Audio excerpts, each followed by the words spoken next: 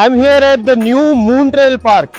This is Vibes of Ahmedabad and I'm Karan. Flower Park ની અંદર આ એક લેટેસ્ટ એડિશન કરવામાં આવ્યું છે. Wherein